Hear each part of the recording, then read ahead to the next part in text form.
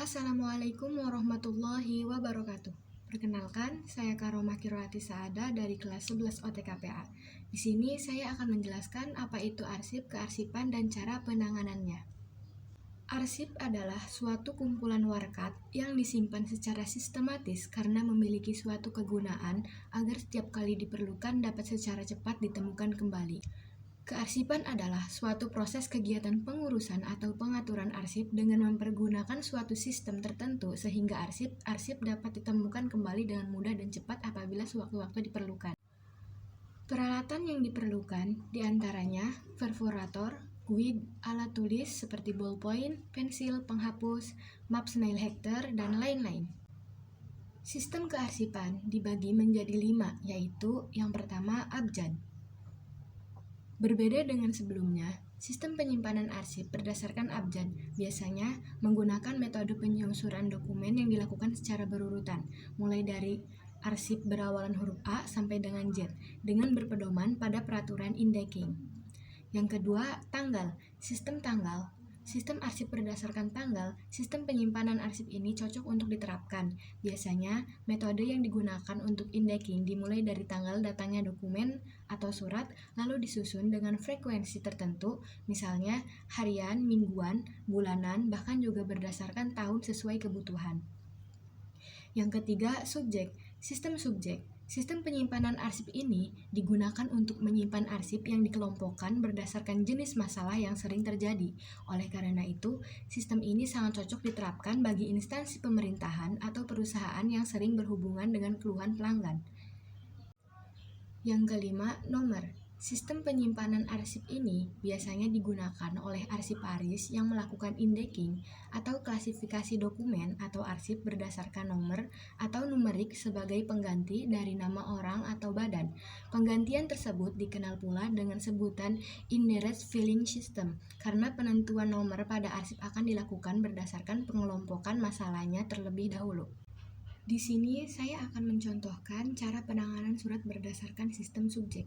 Sebelum melakukan penanganan surat berdasarkan sistem subjek, kita akan mencatat terlebih dahulu surat ke buku agenda. Buku agenda dibagi menjadi 3, buku agenda berpasangan, tunggal, dan kembar. Di sini saya akan menggunakan buku agenda berpasangan. Di dalam buku agenda berpasangan, di kolom pertama ada nomor urut.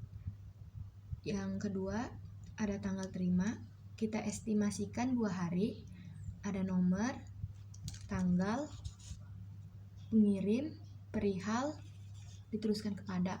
Jika diteruskan kepada tidak ada di dalam surat, maka cukup di strip saja. Lalu keterangan, dan yang terakhir kode arsip.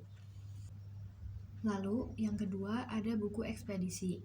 Buku ekspedisi dibagi menjadi 2, buku ekspedisi ekstern dan intern. Buku ekspedisi ekstern ini digunakan untuk mengirim surat kepada kantor atau jawatan dengan melibatkan kantor pos.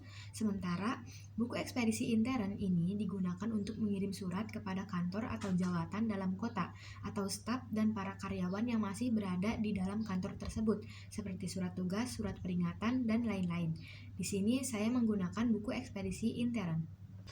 Di dalam buku ekspedisi intern terdapat 6 kolom. Yang pertama, kolom nomor, yang kedua nomor dan asal surat. Di sini kita catat nama instansi kita. Yang ketiga perihal, yang keempat ditujukan kepada, yang kelima tanggal terima, dan yang terakhir paraf. Selanjutnya kita masuk ke penanganan surat dan cara pengindekannya. Lanjut, kita akan masuk ke cara penanganan surat berdasarkan sistem subjek. Pertama, kita perlu tahu terlebih dahulu kode-kode surat yang akan kita gunakan sesuai dengan isi surat tersebut. Seperti untuk surat keluar yang berisi tentang surat tugas 2001, konfirmasi 2002, undangan 2003, dan untuk surat masuk surat yang berisi tentang laporan berkode 2004, pengiriman 2005, penawaran 2006, permohonan 2007. Di sini karena surat keluar saya ingin tempatkan di paling bawah, maka semua surat keluar kita tempatkan di bawah. Karena surat tugas berkode 2001, maka surat ini kita tempatkan di paling bawah. Lalu disusul dengan surat yang berkode 2002 dan seterusnya. Setelah surat keluar sudah disusun, selanjutnya kita beri guide pembatas yang kita beri tulisan surat keluar. Ini berfungsi untuk pembatas antara surat masuk dan keluar nantinya. Lalu kita tumpukan surat masuk di urutan selanjutnya setelah guide surat keluar. Lakukan sama seperti sebelumnya. Berikutnya, kita lakukan hal yang sama, yaitu membatasi surat dengan guide yang bertuliskan surat masuk beserta kode-kode yang ada di surat. Setelah selesai menyusun surat dan membatasinya dengan guide, langkah selanjutnya yaitu memberikan tabs yang sudah kita beri tanda seperti ini sesuai kode indeks yang kita pasang di samping surat, gunanya untuk memudahkan kita dalam mencari surat tersebut.